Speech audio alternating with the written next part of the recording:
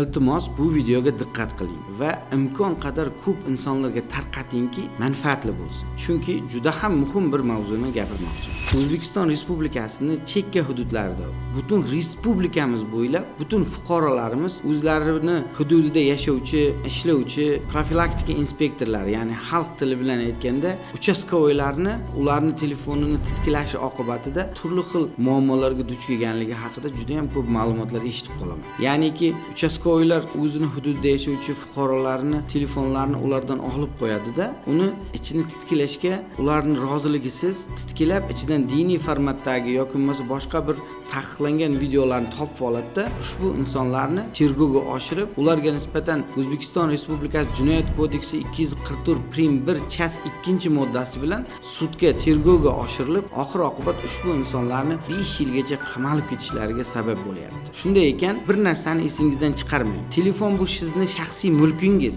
Shaxsiy mulkingizni uchastkovoyga berishga majbur emassiz. Shunday ekan, uchastkovoy sizdan telefonni so'radimi yoki bo'lmasa telefoningizni ochib berish kodini so'radimi, siz aktiv qarshilik ko'rsatishga haqqingiz bor. Chunki profilaktika inspektori bo'ladimi, PPS xodimi bo'ladimi, GAI xodimi bo'ladimi, kim bo'lishidan qat'iy nazar sizni telefoningizni ma'muriy javobgarlik to'g'risidagi kodeksni 289-moddasiga asosan ko'zdan kechirishga, ya'ni tashqi vizual ko'zdan kechirishga haqqi bor. Telefoningizni shunday ushlab, tashqi vizual ko'zdan kechirib, o'zingizga qaytarib berish kerak. Agar u sizni telefoningizni titkilashga harakat qilyaptimi, siz o'zingizni qonunda belgilab qo'yilgan huquqlaringizdan foydalaning. Ya'ni siz profilaktika inspektoriga, ya'ni uchastkovoygami, PPS xodimigami yoki GAI xodimigami ayting: "Hurmatli inspektor, ushbu telefon meni shaxsiy mulkim. Uni ichida meni shaxsiy sirlarimni tashkil qiluvchi ma'lumotlar bor va bu ma'lumotlar men uchun juda ham muhim bo'lganligi uchun sizga men telefonim kodini ham aytmayman, uni ichini titkilashingizga ruxsat ham bermayman. Agar bu telefonda nimadir borligiga